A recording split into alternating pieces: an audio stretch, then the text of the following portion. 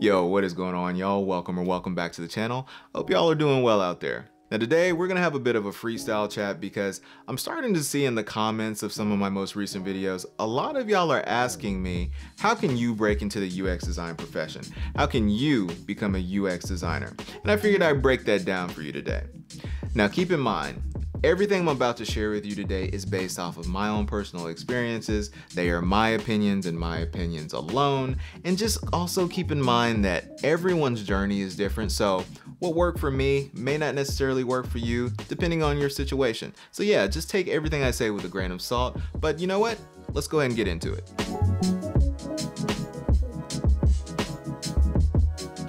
Now real quick, before I get into the steps of how to become a UX designer, let me give you a quick rundown of my background just so you know where I'm coming from. Now, believe it or not, I do not have a design degree. I actually got a bachelor's degree in advertising. Now granted, it did have an art direction track, but just keep in mind, there wasn't really a design curriculum for that particular track. So it was mostly just me majoring in advertising. Now, once I graduated college, I actually ended up interning at an ad agency.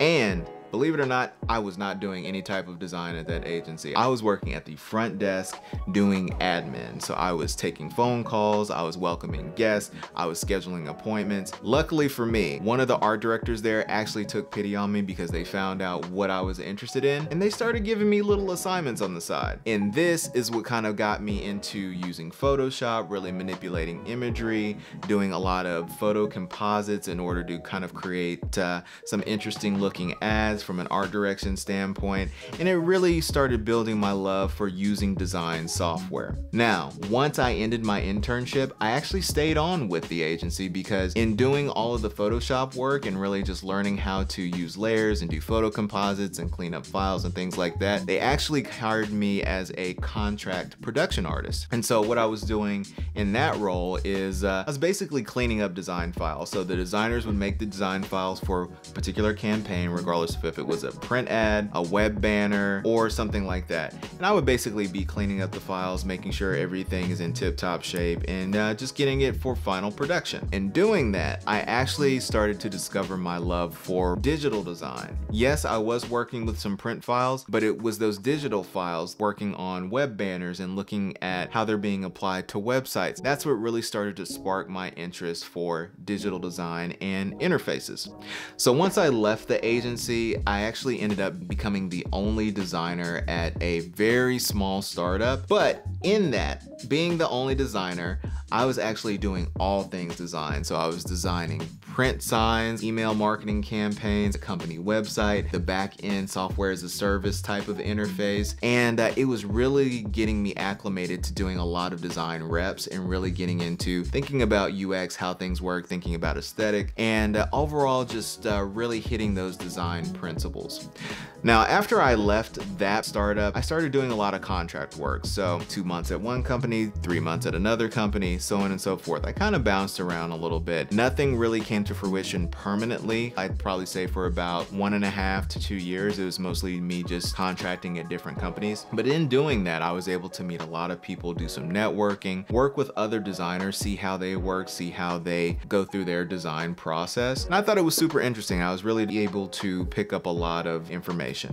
But the biggest lift for my career, in my personal opinion, was the next full-time role I got at a small digital agency where I was basically under the tutelage of a more experienced designer. It was me and him working on projects together. He would work on one part of a flow, I would work on a different part of a flow, and then both of our flows would merge together. But it was in seeing in how he approached the design process, it was in seeing how he spoke to clients, it was in seeing how he interacted with other partners like engineering and product partners and things like that, that really helped me absorb and really started to hone my soft skills for design. I learned so much from him. Thank you, Zach, if you're watching this. It was a big ascension for me in that. After that, I ended up going to a few other agencies. Some I did really well at, some I did not do so well. I actually have been fired before from an agency, but that's a story for another day. But after that, I actually ended up landing my first in-house role. And it was great, but it was also fascinating because that was my first time experiencing a slower pace in the design field. I find that in-house roles tend to be a little bit slower. The pace seems to be a little bit slower, especially if you are with a larger company. The work moved a lot slower. It was a much slower process, and it really showed me that you do kind of have to adjust a little bit just based off of the size of a larger team versus a more agile team. But after that, I ended up going to another large company and then another large company, which kind of lands me to where I am today. And so yeah, that's a quick rundown of my experience. That's just kind of where I'm coming from. Now, let's get into the steps of how you can become a UX designer. Now, I know this is obvious, but step one is learn UX design. This has many facets to it. Part of why you're learning UX design is one, to really understand the design principles, understand the design process, but then also learn which part of UX design you really enjoy. And what I mean by that is UX design actually has many different pieces to it. A lot of UX designers do serve multiple functions, but there are instances where you can take a more niche function within the UX design profession. Through learning UX design, you might want to venture over into being a UX researcher. You might want to be a UX writer. You might want to be a dedicated UX designer. You might want to be a dedicated UI designer. You might want to be an interaction and motion designer. Or you might even find out that you're starting to like that code and you actually want to be a front-end developer. And so just learning all of that, what you like about the UX design profession, that can really inform which direction you move in once you start applying for jobs and things like that. Now, as far as actually learning UX design, you should definitely learn design principles, things like spacing, type hierarchy, rhythm, different grid systems or grid styles, really just honing your knowledge of different design principles. Now, in addition to the design principles, you also want to learn UX methodologies. So you want to learn the whole processes around speaking with users, discovering pain points, going through a discovery phase, going through a design phase, going through refinement phase, going through deployment phase, working with cross-functional partners, working with engineering on implementation, speccing out designs and prepping them for code. All of the little intricacies of UX design that you might be involved in. It's good to know, it's good to dip your toe in. I'm not saying to go too deep on any one thing as far as the UX methodologies, because truth be told, at each company, different UX methodologies are used and they may differ from the ones you study. So just be familiar with them all. Have maybe like a little dictionary or a little Rolodex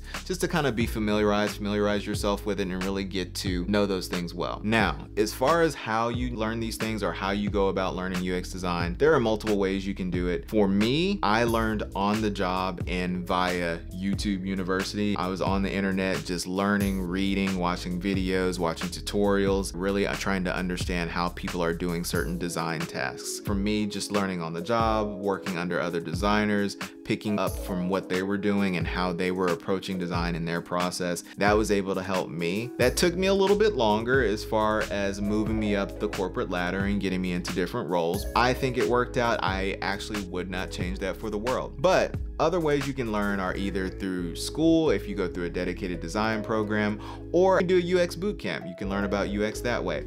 Just know that if you go the route of school or UX bootcamp, there is still a bit of a learning curve once you actually step into a role at a company, because companies do things differently, processes get differently. Everything may not be by the book or how you learned it in school. And so you just have to kind of roll with those punches. But either way, whatever route you take, should be a good way for you to get into learning UX design.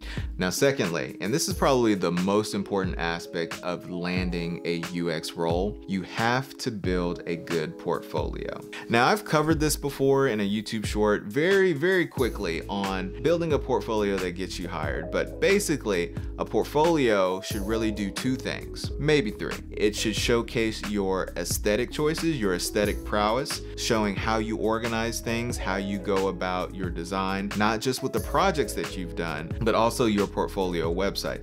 And so it needs to be easy to navigate, visually pleasing, really well organized, and if you want to stand out a little bit, have something unique about it, either through interaction design, through style, something that shows off your personality, but is also a little bit different from, you know, the next designer with their portfolio. Now, the other part of having a good portfolio, and this is the most important really, is in each of your projects, you have to demonstrate your design process and you have to demonstrate your storytelling ability, which means for each project, you need to be able to outline the entire process, everything from problem discovery to talking with users, discovering pain points, how you collaborated with cross-functional partners, if any, how you went about devising different solutions or hypothesizing different solutions, how you validated the solutions, which solution did you go with, and then finally, how did you polish that solution into a final design, and then go about implementation. Some employers will also probably want to know if you can do something different with each project, what would you do based off of what you know now? You may not have an answer, or there may be something you want to think about. Also, one thing I will note about this is that even for a project where you didn't start at the beginning, like say you came into a project and the problem discovery was already done for you, you still just kind of have to track that or document that. That way you're able to tell the full story of what the problem was and then move forward to present day where you actually joined the project. That's going to be super important as far as the storytelling element. Now, third, networking,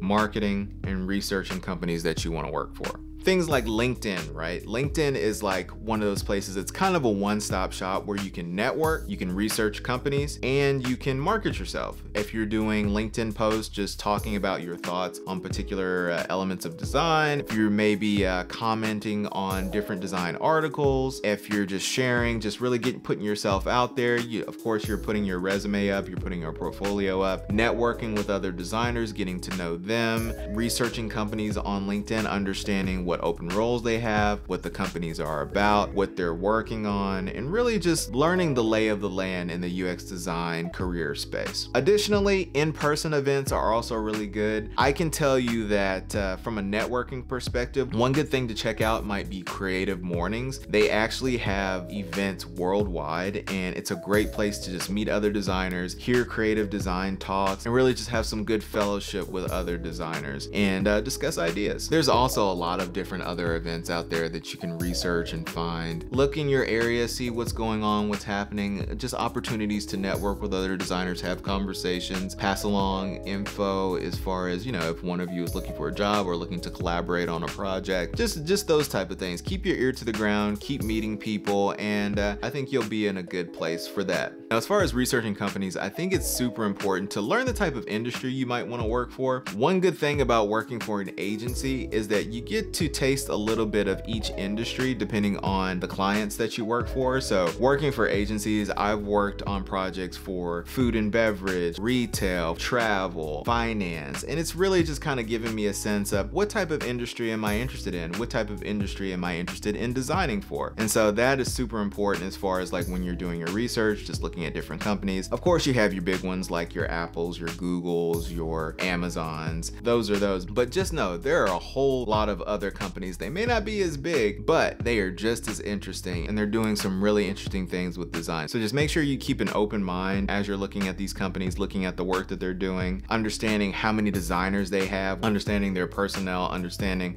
you know, what they're about, all that good stuff. Now, as you market yourself, you're definitely going to want to have your resume up. And I understand it can be a little hard to have a resume showing design experience if you haven't taken that first step or landed that first design role. But I think the best course of action is just to be honest, you know, just say, you know, looking for your first design role. Having a portfolio helps, even if you don't necessarily have the resume of experience. Having a portfolio showing how you think about design, how you approach design work, how you approach design projects, even if it was a school project or a passion project or a project that you just kind of made up or a project brief that you found online. I think the overall point is being able to show others how you think about design, that you are design minded, and that is the direction you're looking to go in, even if you don't have all the experience in the world. Now, the last thing I'll mention today is interviewing. The interview process for design roles is pretty in-depth. I've actually been on the side of being the interviewee and one of the interviewers. I've worked with design applicants on their design exercises, on their design assignments, just giving critique, being a thought partner with them,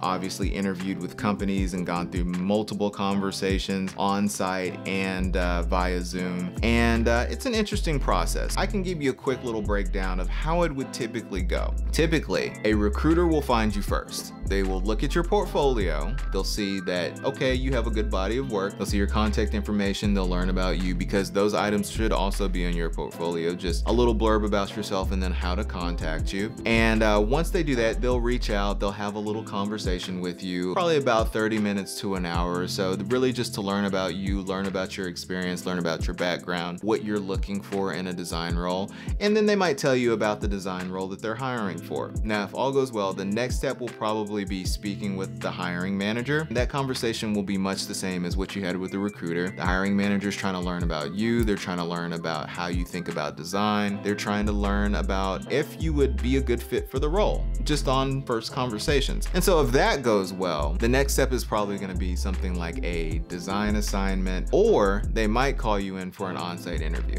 Now, the on-site interview can vary. So I've experienced multiple types of on-site interviews where sometimes it's a quick on-site interview where all of the team is gathered in one room and they're basically having you go over your portfolio, going over a couple of projects in your portfolio, and really explain how you went through the process of solving that particular design problem or doing that particular design project. So this is, again, where that storytelling and process aspect comes in. They want to know your process. They want to see demonstrated storytelling. The only difference is, for the on-site interview, they're looking at your presentation skills and how you talk about your work. And so in doing that, it's very important to be confident, to really understand how you were thinking about that project in the time, and just to stand in what you believe in for that project, in the solution that you crafted. They will ask questions, so you might get thrown a curve here and there on how you went about like resolving a conflict, resolving a setback. If no setbacks occurred, you're golden. Just say, you know, nothing really occurred and I didn't really have to deal with too many hangups during this project. But if they did, be prepared to give a response that is truthful, but then also just showing that I was able to manage conflict resolution and to overcome that in order to achieve the goal of solving this particular design problem for this project. Now, additionally, on an on-site interview, you might be given a design exercise. Just know, on this design exercise, especially if it's on-site and you have maybe an hour or two to complete it, they don't expect you to have a full design solution by the end of the design exercise. They're really trying to understand how you think, possibly how you collaborate with a partner, how you organize, and how you arrive at a solution that you might want to proceed with as the project goes on. So they might ask you to maybe do a mock-up or two, but just know it doesn't have to be a pixel perfect mock-up or anything like that. Wireframes is probably better because it shows you how you're thinking about things, how you're positioning things, how you're structuring things in the design solution. But yeah, after you do go through the design exercise, it'll probably just be a final conversation, saying farewell, saying goodbye, and then you're just kind of playing the waiting game, waiting to hear back from the recruiter. And if all goes well, you would typically get an offer. Now, one thing I should definitely mention about the interviewing process, and this is super important, very important. When you're being interviewed by a company, don't look at it as them just interviewing you. Keep in mind, you're also interviewing them. And the reason why I say this is because this is a company that you're gonna work for. These are people that you're gonna be working with. And so you have to understand if this is gonna be a right fit for you as well. Does the culture match your morals, your values? Does it seem friendly? Do people look stressed? Do people look overworked? Are people feeling good about the work that they're doing? Do they feel good about the company? These are some of the questions you should probably ask, maybe not as directly, but just ask generally, you know, how do you like the work here? How do you like working here? How is the team? How is it working with engineers? How is the communication with the team? Just really trying to understand the company that you would be working for. Because even if you land a role, if the fit isn't right, if the culture isn't right, if it's stressful, then it's still not a good fit, even if you did land the job. I don't care how much money they pay you. It's not worth it because, you know, you don't want to get into a role and be miserable. But yeah, y'all, that is all I got. Those are just some things that I'm thinking about as far as how you can break into the UX design profession. Hopefully I didn't ramble too much for y'all. Hopefully it was clear. Hopefully it was pretty straightforward. Hopefully there are some items in there that you can take away and start to practice or start to work toward as far as landing your first design role. But yeah, let me know in the comments. Was this helpful? Was there something I didn't cover? Do you have any questions? Is there anything I can answer for you? drop them down in the comments. My more experienced designers out there, also speak up in the comments, give your tips, give your guidance in there for anyone who might be wanting to step into this profession, step into this role. I'd love to hear from all of you. But with all that said, that's all I got for today. I'm gonna go ahead and get up out of here. If you like this video, go ahead and give this video a like. If you haven't subscribed, please subscribe, y'all. And yeah, I will catch y'all later.